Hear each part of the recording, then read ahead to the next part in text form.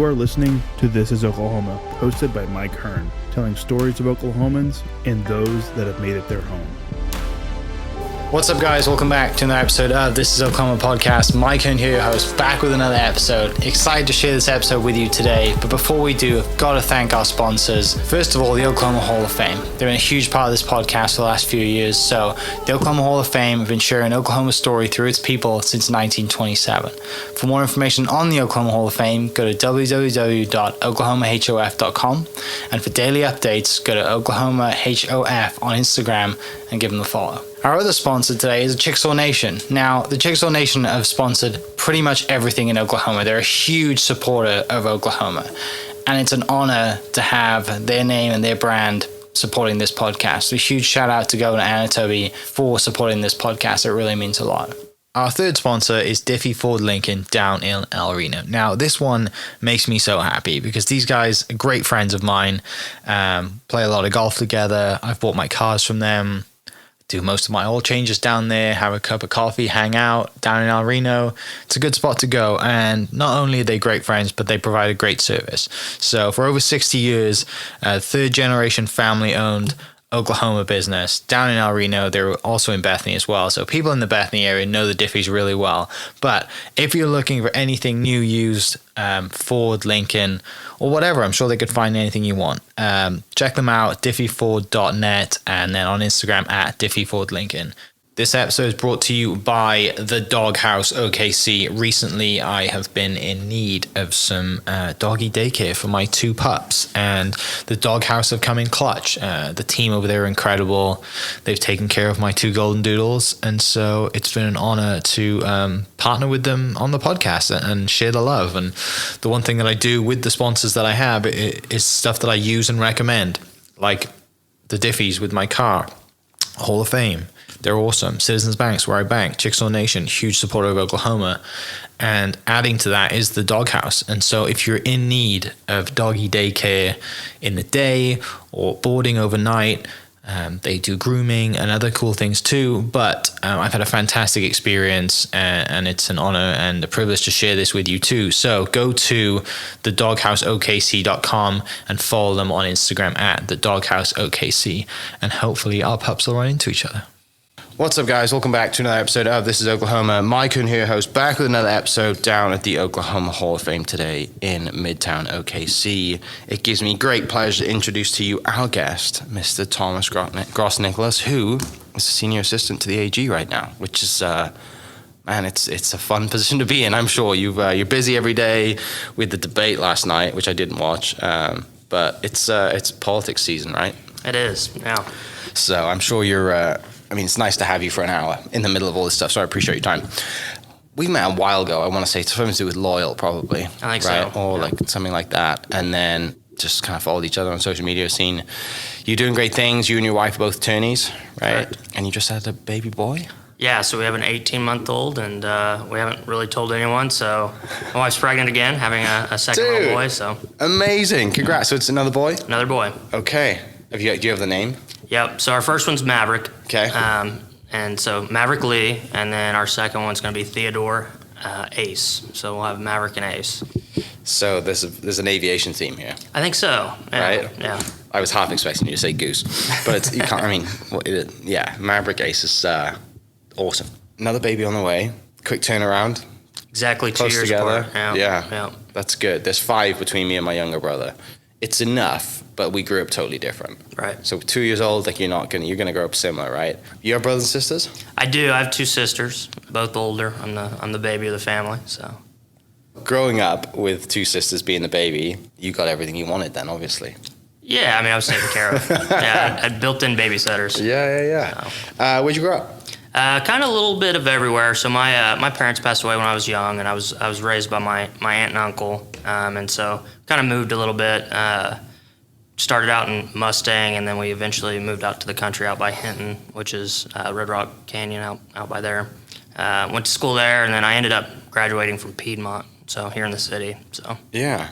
They still have the drag races in Hinton, right? I think so. Yeah. It's one of like the very few towns that they still have like the city kind of sanctions one night where you can just drag strip downtown through downtown Hinton, which is I love that stuff. We should keep that for as long as. But I think Alva might do it as well. Yeah. But yeah, it's that hot rod culture from back in the day was something I love to watch.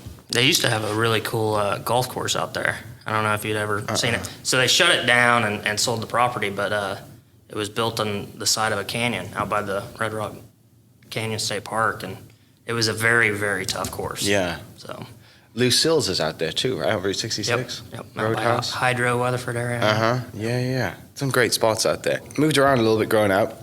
Sorry to hear your parents passed when you were young. How young were you? I was 4. Oh, wow, okay. Yeah. So, wow, that's... Yeah, and so your sisters really remember it, and you don't really remember it that much. I don't remember much, bits and pieces. So Yeah. Sorry to hear that, man. That's awful.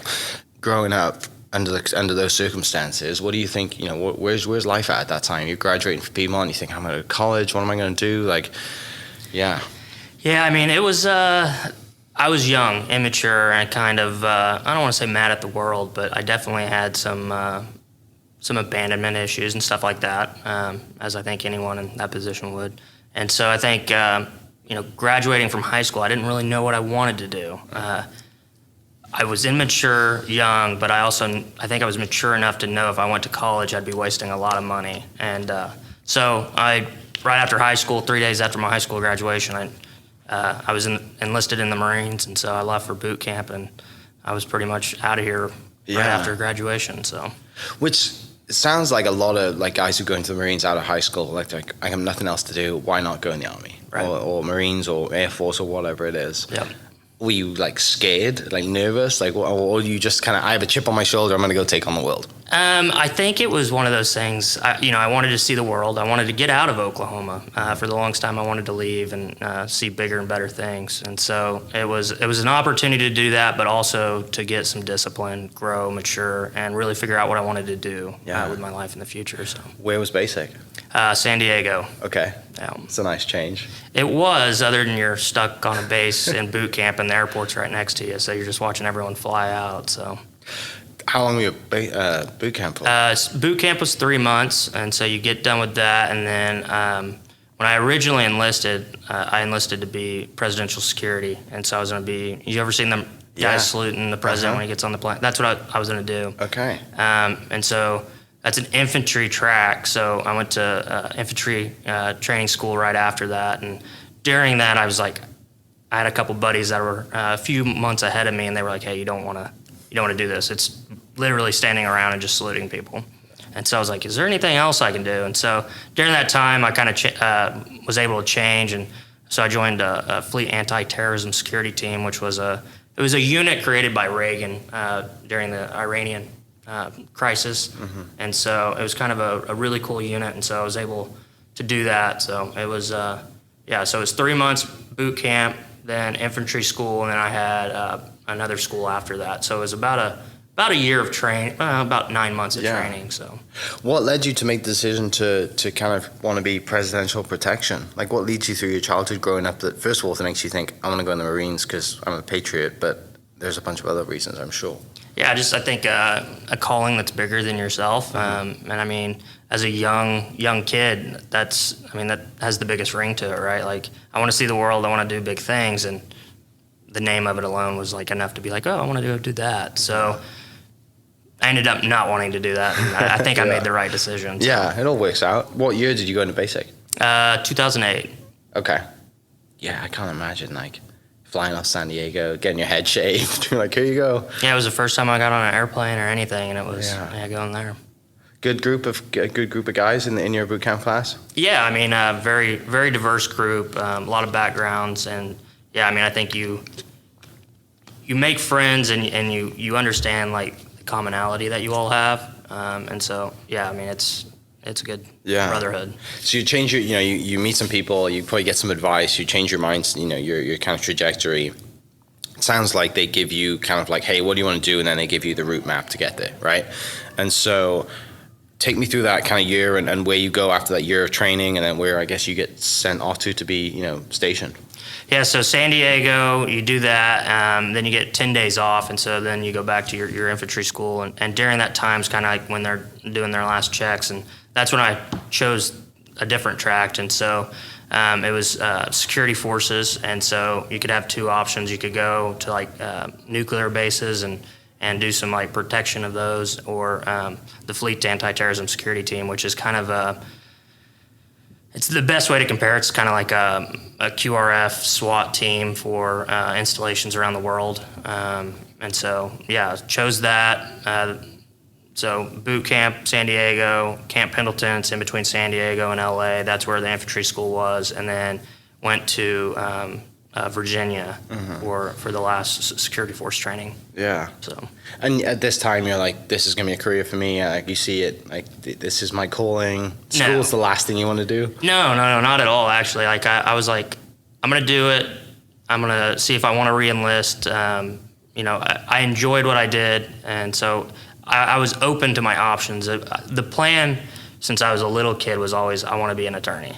Okay. I didn't know how I was going to, figure out how to do that. I didn't really have a lot of options or a lot of help. And so I think in the back of my mind, that was the dream. And so I knew if I served 20 years and retired out of the Marine Corps, or, if I got out after an enlistment or two, that was always the plan. Okay. What kind of, what reason or person influences you to want to be an attorney growing up? Watching movies. I know that's kind of a cheesy thing to say, but watching movies, I was always very argumentative. I like to strategize. And so it was really just my personality. I think I was kind of drawn to it. So that was probably the initial reason. It was one of those things. Didn't have a lot of money, kind of a weird background. And so it was one of those, I think people were like, yeah, right, you're not. I like to prove people wrong, and so proving them wrong by doing it was kind of always the reason why. What's your favorite attorney movie? My Cousin Vinny's pretty good. Yeah? Yeah. Okay. Have you seen that one? I have not, no. You should watch it. It's okay. good. I'm going to put it on the list. Yeah. Big movie guy, so I need to throw that one in there. When's the first time you get deployed overseas? Do you have to wait a while for that, or do they really kind of send you off straight away? Yeah, we had kind of a interesting route there. So I got injured. I fell from a pretty good distance and shattered my elbow, and so I had to do some rehab. And then my unit got deployed to Guantanamo Bay. Okay. And so we went down there. We provide security around the base, so that way, they call them Cuban asylum seekers. They try to cross the fence. There's like a barrier there, but so we went down there. That was a really interesting time. Yeah. Is it like, first thing in my head, I think that must be like the most boringest job in the world, because you're just sat in a kind of tower watching, making sure the iguanas don't set off any mines or something. And they did. Yeah, I'm sure they do, right? I've seen them. I'm picturing this from Bad Boys 2, the movie. Great movie, by the way. Because they're driving towards Guantanamo Bay, right? Yeah. Get us back to, whatever it is. Yeah. So, but why was it so interesting? It was just very strict, and it was very boring. And so it was very easy to kind of mess up. Yeah. And so I was a sergeant of the guard, so I would go from post to post and check on everyone. And then, so there was a couple of units down there at a time, and so we'd rotate on and off. And so when you're not guarding, you're training, and you're training for, your next big deployment. And so it was rough. I mean, it was very, you got to stay focused, and if you don't, it was very easy to kind of get in trouble. Were you there for a long time? We were there for 3 months. We were there for 4 or 5 months. I left at 3 months because I got selected to go to a school, and so I left right around Christmas time. Okay. So I had to do a PFT, which is like a physical fitness test. So I ran the fence line in 100-degree heat down in Cuba, went back up to Dam Neck, Virginia, and I was selected to do designated marksman school. So did it in 100-degree heat, flew back, had to do another PFT when I got there, and it was like 13 degrees. And so it was crazy. Yeah. Sounds like when you're in, you have all these opportunities to go to these schools and learn and kind of add to your craft, right? Why did you decide to do the marksman thing? Because that's a really cool thing to do. Yeah, it was. I didn't even know it was an option when I first got to the unit, and then I just kind of learned about it, and I had always idolized and thought highly of the skill sets that individuals that can do that. And so when the opportunity presented itself, I was like, absolutely, I want to do it. And so, yeah, I went and did that. And, we shot on the same range as SEAL Team 6. And so it was really cool environment and learned a lot, a lot of ballistics and stuff like that. And it was probably the most, I think that prepared me to be able to go to college afterwards, more so than anything, because it was a lot of schooling. Okay. Well, yeah. What are the similarities and I guess the learning techniques of everything that you learn to do as a marksman, to go to school? Yeah, a lot of schoolwork, obviously, but then also that plus like the actual training. So you have to be able to navigate and juggle both and realize, hey, during my downtime, I need to study on my own to be able to do well. And I graduated top shot, top scores, and everything. So it was. When I did that, I was like, it gave me the confidence boost, right? Because like boot camp, they strip you of all your confidence, and then throughout you kind of build it back up. And I think that gave me the confidence to be able to go, if I put my mind to it, I can succeed at whatever I want to do. I guess you're going there, you're on the range where all these greats, most people will know Chris Kyle from the movie American Sniper, you'll hear all these legends, right? Yep. What's it like actually being... for me, it's probably like going to a golf course for all the major championships, like the Open or Augusta, right? You're on this range where like all these people have been trained, the greats, and then you hear about, the legends of their shots in real time during battle or whatever it is and the things that they've done. And you're there in the same space training. Yeah, you don't feel worthy. Like, it's like, how did I get here? The journey of itself and that's you build up your confidence, but at the same time, you're around these other people that are just like, bigger than life itself, and so it's kind of humbling at the same time. The whole it also translates to sport as well, right? The whole aim small, miss small, and all the kind of like things that you go through, and like I said, the schooling and learning all the wind. And I mean, this is my limited knowledge of shooting, but like it's not just picking up a rifle and shooting at something that's 500 yards away. No, right? not at all. There's a lot that goes into it. Yeah. Had you shot before, like long distance before going in? So my uncle kind of taught me how to shoot on like a 22 and stuff like that, but nothing like long range. Right. And so I was kind of a blank canvas in a sense, and which is a good thing because they teach you, okay, you pick a spot, let's say it's a soda can. A soda can is usually about this height, this width, and so you get a measurement from your scope off of that, and then there's a mathematical equation that you have to kind of put together, and that will tell you how far the distance is. And so then you pick out your different points. And so that way, if you're in your hide, you can say, okay, this range is, 250 yards. That one's 750. And so whenever a target comes up, it's a lot of math and a lot more than you actually would think. So. Well, and then you're also probably practicing on moving targets too. Correct. Which is very hard to do. Exactly. And you graduate top shot at that. Yep. It's pretty impressive, dude. Like I've shot long range a few times at just a standing target doesn't move, like a steel kind of figure. Like it's not easy about shooting moving targets, and then you add in all the pressure and all the real time stuff. Like it's fun. It's kind of addicting, and it's a skill set that I think I haven't shot in a long time, but it's a skill that you have to keep up on. But it's one that I think was a valuable asset, and they taught how to stalk, how to do hides in urban areas and stuff like that, and all of that really is cool how it kind of all goes together. Sounds like at this moment you kind of like I said, you get your confidence, you really find your purpose in the Marine Corps. Do you get changed to a different unit and get sent off somewhere else then? Yeah, so my unit came back, and so we had one more deployment, and so I had about a year and a half left on my contract. So we went to Bahrain over in the Middle East. Basically what my unit was tasked with is you go there and then you're a QRF. So if something comes up in the area, you kind of get dispatched. While we were in Bahrain, we're at the Navy base there. And so while we're there, we also do Raven security. We do VBSS, so like kind of the stuff going on in Somalia where the pirates are. You can get tasked with get put on a ship and protect the ship. So we did, went all over multiple different countries on airplanes, providing security for, high-ranking officials and politicians, stuff like that. But our biggest mission, those are all kind of side things that individuals were tasked with. While we were there, Benghazi happened, and so we got dispatched because I don't know if you remember, but the entire Middle East kind of erupted. So Egypt,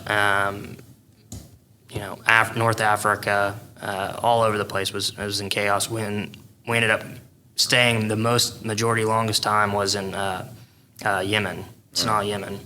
We had an embassy there, and so you can go back, look at the videos. It was completely breached, completely captured, and we got tasked with. We got stood up. It was like September 9th, September 10th, so we knew something was coming up. And September 11th, everything kind of popped off, and so we got stood up, flew in the middle of the night, got put on these buses that I was just like, what is going on? General Mattis, former Mad Dog. Mad Dog.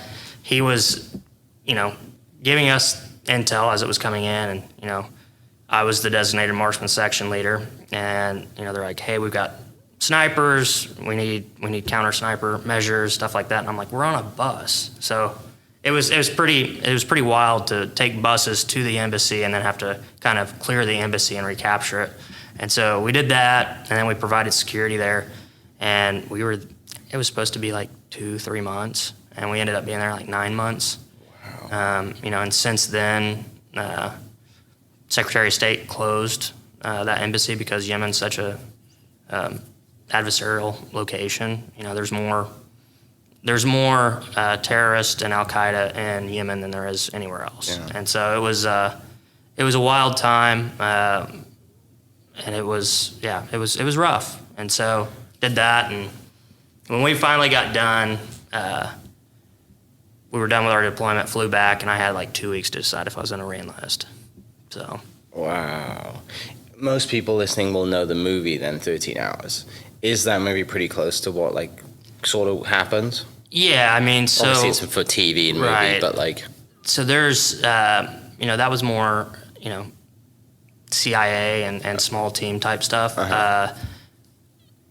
Accurate in a sense. I mean, when it's that small and you're trying to be that covert, it's going to be pretty similar. But I mean, there's intelligent assets all over there, and a lot of different operations being conducted. Yeah. Wow. Yeah, I can't imagine. You're a tool for the U.S. military, and in a time of need, you and the team. Right. Was it a big team? Yeah, so there was about 42 of us. Okay. So. How many snipers on the team? So that was there was 9 total, but 2 were just ops guys that were kind of relaying everything back to. Yeah. Over the last 20 minutes, you've talked a lot about you've been in some leadership roles too. So it sounds like you're not just going in, you want to lead, and you want to lead a team, and the team seems to grow and you get promoted. Where's that leadership side of you come from? Why do you aspire to lead as well? Yeah, I think playing sports growing up kind of was like the start of everything, and I think it kind of goes into why I wanted to be an attorney. I like to talk. I like to conversate, learn, grow, and everything from other people. Mm-hmm. And so going into the military, it definitely helped with my leadership. But it's one of those, I don't like to set back. I want to be in the thick of it. I want to help make the decisions. And that can rub people the wrong way a lot of times. And so I always say, either like me or you don't. I can't help that, but I'm going to tell you what I think, and you either will take it or you won't. Military really helped with my leadership, and it made me know that I wanted to lead even further. And so that was kind of the emphasis of coming back to Oklahoma. And, when I was in the Marines and, all over the place, everyone would be like, well, where are you from? I have a little bit of an accent. And so I'd tell them, I'm from Oklahoma. They're like, are you going to go back? And I was like, I never thought I would, but I'm probably going to move back. And they were like, why? There's nothing there. And so moving back to Oklahoma and charting what I wanted to do, it was how can I change the perception of Oklahoma to everyone else? Because I think Oklahoma's that hidden gem that people, they still view Oklahoma like we were maybe 20, 25, 30 years ago. And so that was when I started going to school, when I started trying to figure out how can I help, that was the emphasis of, I want to change everyone's perception. I want to grow Oklahoma. I want to make Oklahoma a better place where people want to live, work, and raise kids. So yeah, it seems like a common theme too, right? People move away after college and then they miss it and they come back. Exactly. Right? And obviously you saw the worst of the world, and got to experience a lot of things that 90% of the world doesn't, maybe more than that, and got to travel and fight for the country that you love, but also fight for the state that you love. 100%. Was there any Oklahomans in with you at the time, or on your team? Yeah, there were. So, you fly out to boot camp with a lot of Oklahoma people. Obviously, you lose contact with a lot of those. There was 2 other people from Oklahoma in my unit. One used to live in Oklahoma, the other one still did at the time. And so, when we came home for pre-deployment leave, one of them rode back with me and I dropped him off. It was, it's an interesting collection of individuals. What was your nickname when you were in the teams? Delta. Was it? Yeah, that was my call sign. Why was that? Designated marksman, I think. Okay. It started out as Diablo, and I was like, let's go Delta. So is that just kind of like every kind of unit has a Delta or a Diablo? Yeah, you have because of most this people have a marksman call thing? sign. Okay, got you. Yeah, I know. I interviewed a guy who recently, past couple of months, who flew A-10s, and his call sign was Slush because it was kind of a fun. But in the Air Force, it seems like a comedic thing they come up with, right? Yep. And so there's a great story behind that. I can't imagine the things that you've gone through with the whole Benghazi thing and just those 9 months, right? You're like, we're going to be here 2 or 3 months, and 9 months go by. Yep. And had you met Emily at this point? No, not at all. Okay, so at least you didn't have like a family or whatever back home. Yeah, and I knew. I knew when I was in, I didn't want to get married. Yeah. I didn't want to put them through that. Not having a dad, it was one of those. I don't think I could have deployed and had a kid because I don't want to miss anything. Yeah. And so, I just knew that wasn't even an option at the time. Are you allowed to talk about the stuff you did over there or not? Yeah, I mean a little bit. The other question I was going to ask too is that, like, you mentioned, you had 2 weeks to decide. Did you decide to come back home and not bother didn't really re-enlist? Yeah, so got back, had to figure it out. I got offered to go to Hawaii, go to an infantry unit out there. Yeah. And so, that was kind of a tough decision because it was Hawaii. I decided to come back to Oklahoma. It was a rough last deployment, and so I was like, okay, it's time to go home, go to school, and try to give back to the state. Got you. So did that. I think I made the right decision because a few of the buddies that went to Hawaii, they were stuck on a ship for the next 3 years, and I don't think I would have liked that. So Justin, who owns Foul Bore Precision down near Ninica, was in Hawaii too.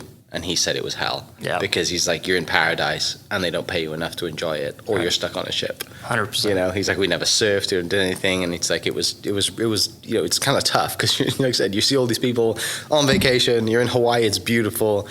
He's like, no, it's not for us. Yeah. So you come back, dive straight into school, go to be an attorney, time to go to university and law school? Yeah, so a journey back home. Yeah, I came home. I drove a U-Haul straight back, got to my sister's house. I was going to stay with her until I figured out what I was doing. Got in, immediately had an anxiety attack, had to go to the hospital, and so on and so forth. It was, trying to figure all that stuff out. Stayed on my sister's floor for 2 weeks, and just trying to figure out what I was going to do. And so I ended up starting a landscape company, make some money until I started school, bought a house, enrolled in school, and then went to OCU for undergrad, and then graduated from there with a poli-sci degree, knowing that I wanted to go to law school. And I'd always thought that I was gonna maybe try to go to a bigger law school just for the name recognition. And my wife now, I met her one night through some mutual friends. She had just gotten into OCU law, and so met her on her night that she had just gotten accepted and was celebrating, and we met, and kind of 6 months later that was the only place I could apply. So she was a year ahead of me in law school, and didn't really have an option but go there. And so we met, fell in love pretty quickly, and got married about a year later. And now she's an attorney here in the city. And okay.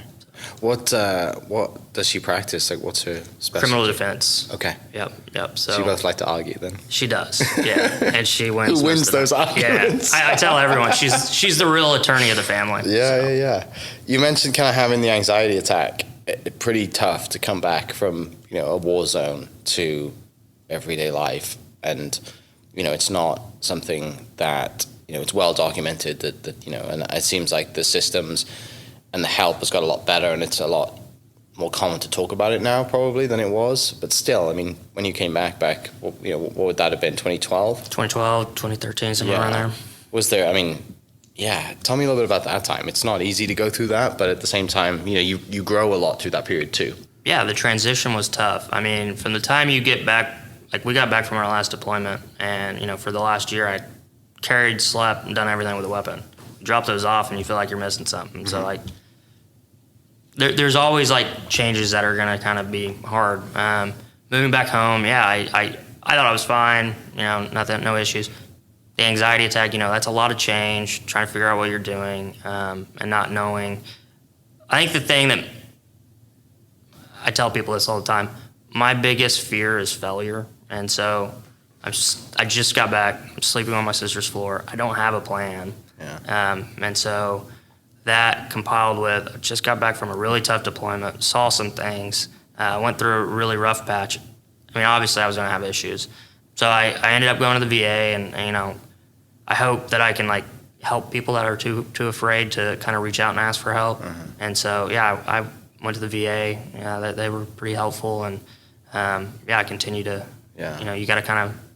It's like changing the oil in your car. You got to maintain. So. Yeah, man. It's heavy stuff, but I don't think a lot of people realize how heavy it is.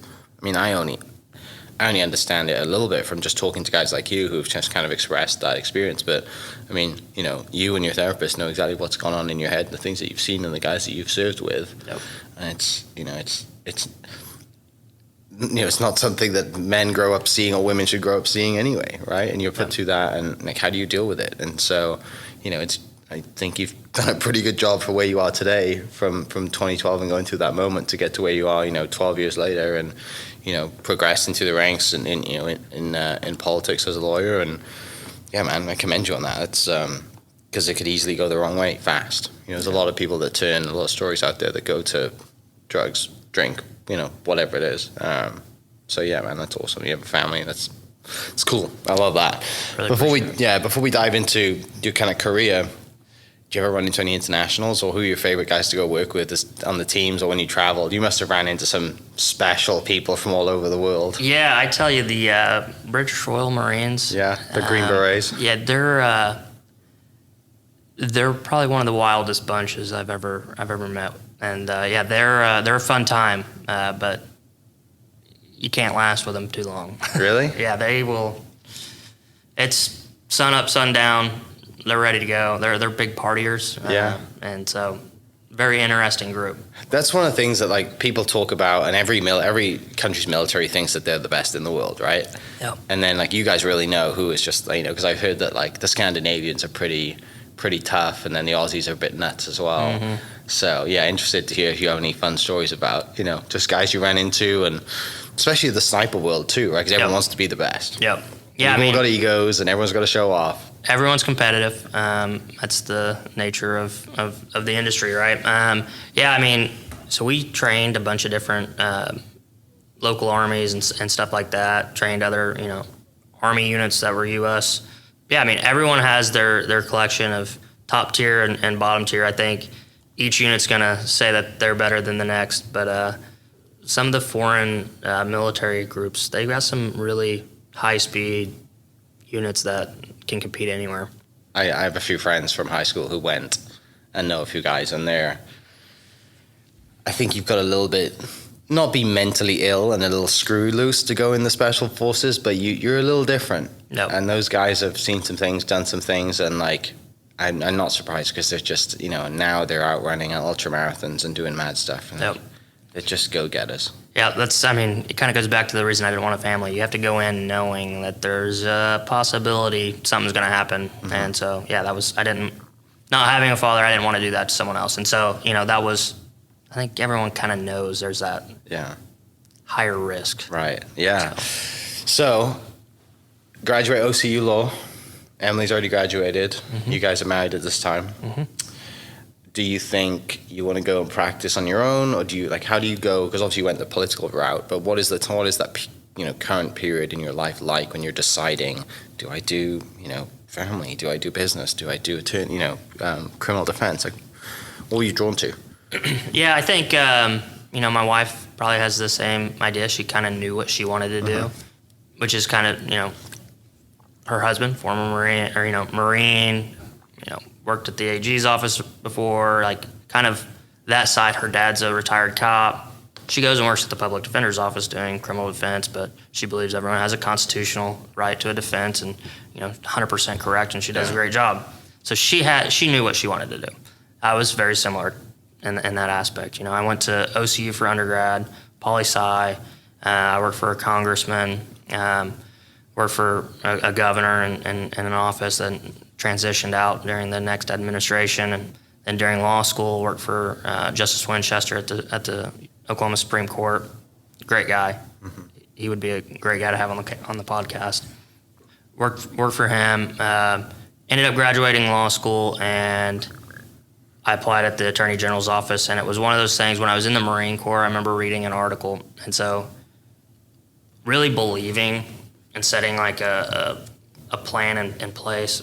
I remember reading an article about an attorney general, and some other things that happened with the legislature, and it was I want to go do that and make sure that an article like this isn't published about Oklahoma again. Mm-hmm. And so that was kind of always the plan. I applied at the AG's office. I got hired. I worked in the legal counsel's unit and represented a bunch of different agencies.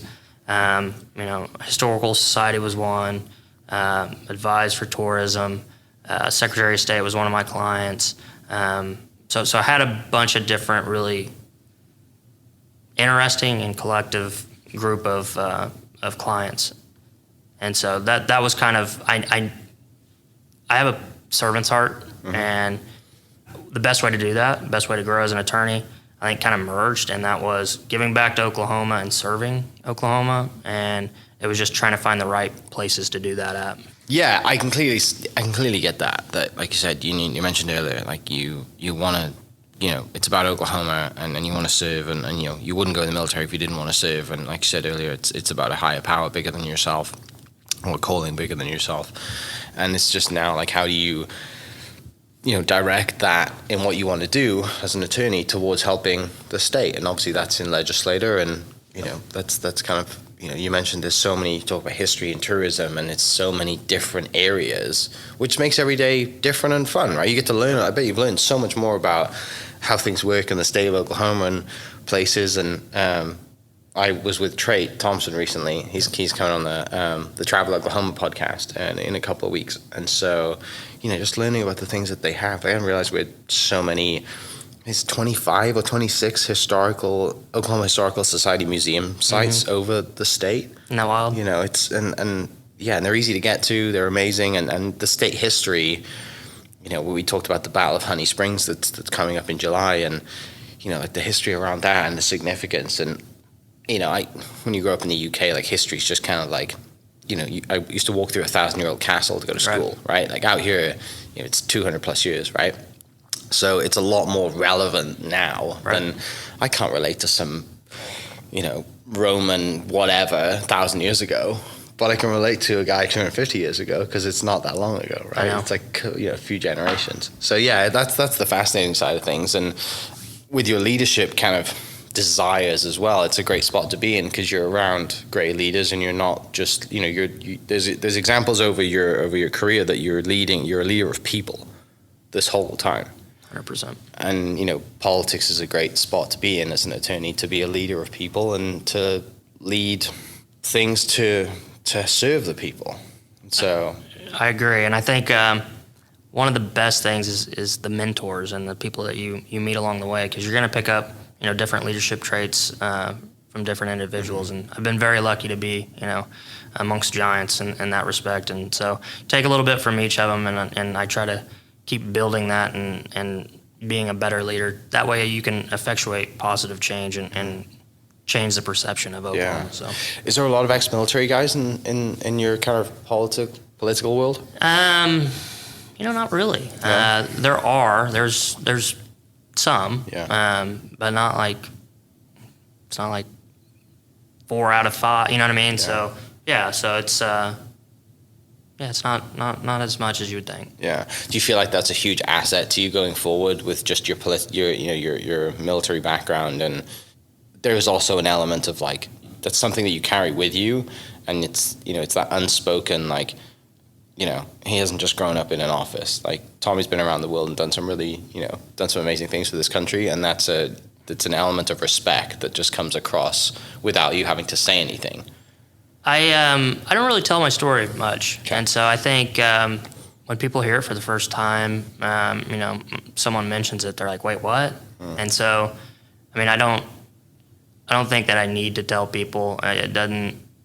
It shouldn't change people's perception one way or the other. I mean, the one thing is that it does give me a different lens to look through, and so I think personally it gives me a better asset to kind of strategically think than others might, and so maybe that's. Yeah. I think once they kind of correlate that, they're like, okay, now we understand. Yeah. Why you are the way you are. So. Well, I appreciate you telling your story. If you don't do it very often, thank you for that. And I'm sure people listening are going to appreciate it too. The one thing that came to mind as you just said that is relating it to being a marksman, is that it's that quiet confidence versus that Rambo style, I'm going to go take on the world and chase head on with my M16. Like, it's that quiet, like, very fine tool that you are for the U.S. military. Yep. And something that, like, clearly you carry as, I mean, looking back now, it makes total sense why you went in to be a marksman, because of that quiet confidence. But at the time, you probably didn't think that. But now, looking back, you're like, oh, yeah. Yeah, I mean, now that you say that, yeah, Right? Yeah, it kind of correlates.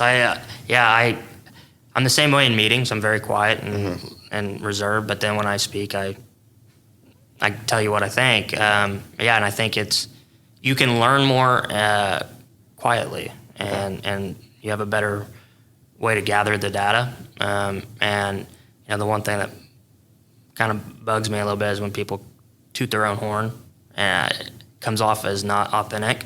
And so, that's just not me. And so, I don't need people to thank me for my service.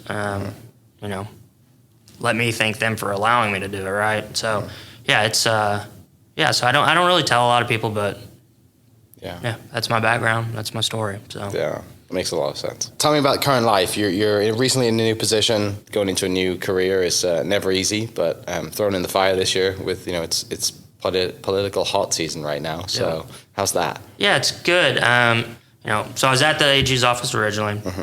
I got the opportunity to be the chief of staff general counsel at Commerce.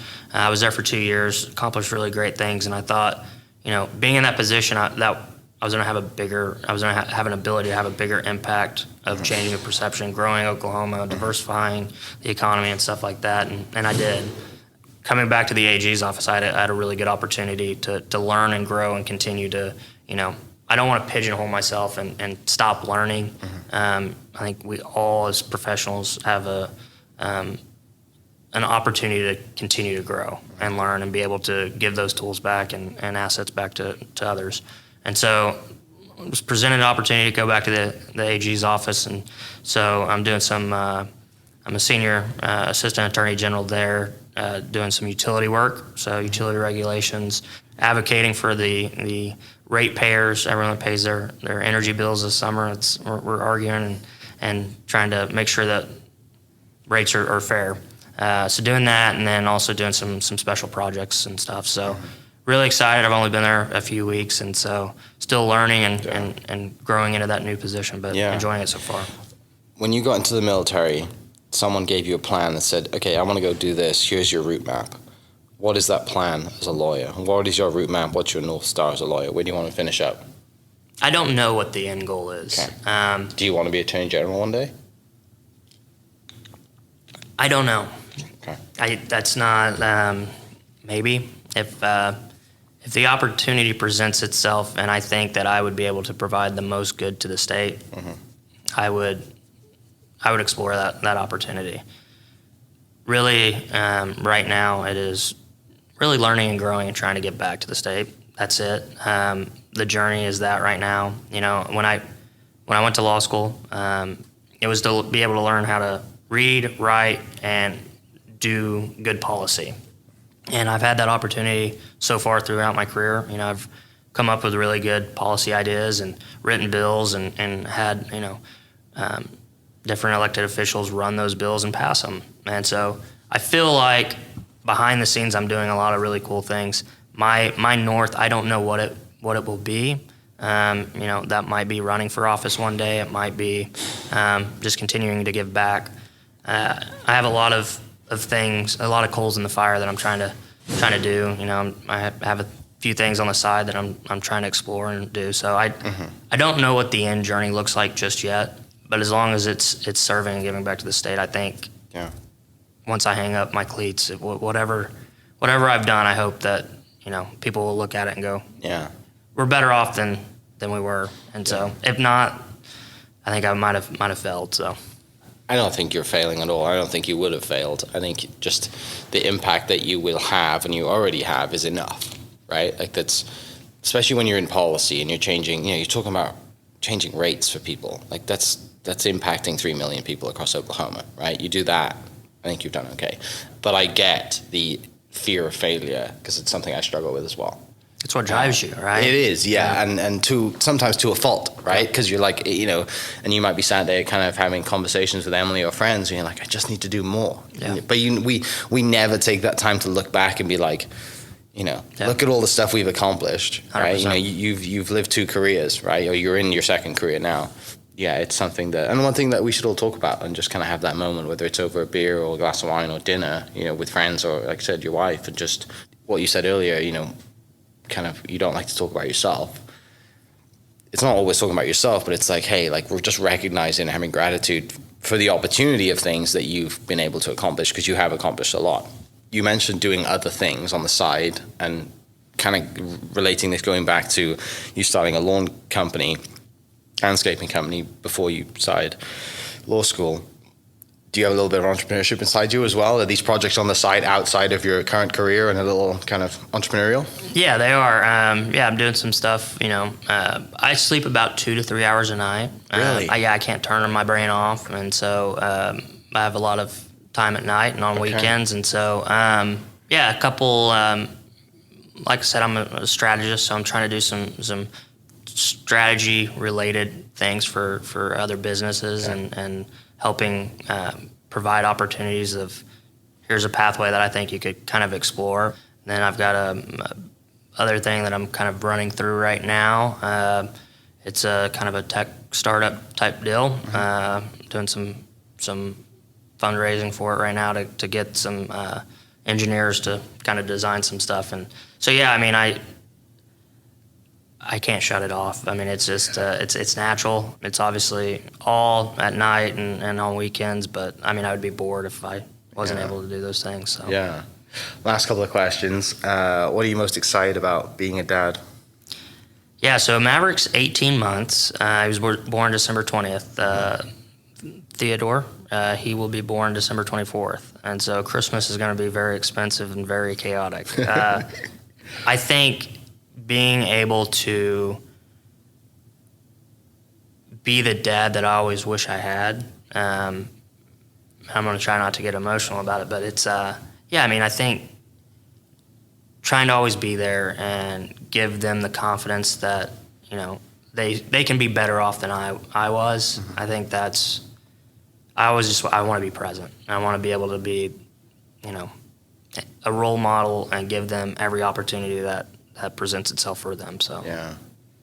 Would you be against them going into the military? This was a conversation I told my father-in-law. Yeah, I think I might be. Yeah. For as great as it was for me, it made me grow, gave me a lot of opportunities. I hope that I am able to give those opportunities to my kids without them having to go through the hard times and trials and tribulations that I did. And so if they wanted to do it, I will always support them with whatever they want to do. But it's not something that I'm going to be like, you have to do it because I did it. You know what I mean? Yeah. Last question, and I got this from Sean Ryan's podcast, which I love listening to. What's your everyday carry? It used to be a Springfield Hellcat, and now I got an FN 509 Tactical, and so that's my everyday carry right now. And you mentioned you haven't shot in a long time. Yep. Do you have a long gun in the house? I do. Yep. Okay. Yeah, I have a Remington 700 that I've kind of modified myself, and yeah, I mean, going back to the entrepreneur side, you know, one of the things I eventually want to do is get my FFL and start kind of being able to buy and sell and build out, you know, guns for like long range type stuff, competition wise. And so, yeah, that's something I've kind of kicked around as well. So. Do you have the itch to get back into it?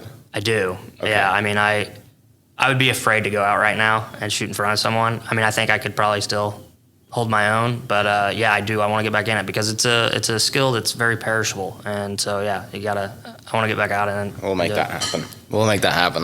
We'll connect you with Justin and we'll go down there because I haven't been out there in a long time, and I'd love to get you guys together and just sit and listen to you guys chat and reminisce about old times. I'd love it. So awesome. Well, mate, I really appreciate your time. It's been fantastic. Thank you so much for sharing. I know it's something, like you said, you don't do it very often, but I really appreciate that. Love that, you know, you're a servant of Oklahoma. You've been a servant of this country and, you know, in Oklahoma, and now your skills and mindset and focus is all about helping the people of Oklahoma. So appreciate you for that. That's awesome. I know people listening will appreciate you as well. And for people listening, we'll catch you next episode. Cheers. Hope you guys enjoyed that great episode. Thank you so much for listening. As always, huge shout out to our sponsors, the Oklahoma Hall of Fame, sharing Oklahoma story through its people since 1927. For more information on the Oklahoma Hall of Fame, go to www.oklahomahof.com and follow them on Instagram for daily updates at OklahomaHOF. Our other sponsor, the Chickasaw Nation, amazing sponsor. They do amazing things for the state, and they're always sponsoring something in Oklahoma. They're a huge supporter of Oklahoma, and without their support, we wouldn't be able to do what we do. And our third sponsor is Diffie Ford Lincoln down in El Reno. Now, this one makes me so happy because these guys are great friends of mine, play a lot of golf together. I've bought my cars from them, do most of my oil changes down there, have a cup of coffee, hang out down in El Reno. It's a good spot to go. And not only are they great friends, but they provide a great service. So for over 60 years, third generation family owned Oklahoma business down in El Reno. They're also in Bethany as well. So people in the Bethany area know the Diffies really well. But if you're looking for anything new, used, Ford, Lincoln, or whatever, I'm sure they could find anything you want.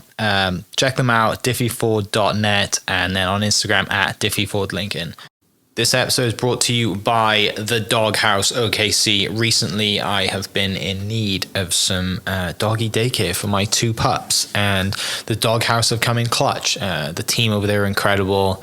They've taken care of my two golden doodles, and so it's been an honor to partner with them on the podcast and share the love. And the one thing that I do with the sponsors that I have is stuff that I use and recommend, like the Diffies with my car, Hall of Fame. They're awesome. Citizens Banks, where I bank. Chickasaw Nation, huge supporter of Oklahoma. And adding to that is the Doghouse. And so if you're in need of doggy daycare in the day or boarding overnight, they do grooming and other cool things too. But I've had a fantastic experience, and it's an honor and a privilege to share this with you too. So go to thedogHouseOKC.com and follow them on Instagram at thedogHouseOKC. And hopefully our pups will run into each other. Thank you for listening. We are inspired by those around us and hope that you are too. Make sure you subscribe to this podcast on your favorite podcast platform and leave us a review so we can keep telling your stories. For more great Oklahoma content, follow This Is Oklahoma on Facebook and Instagram.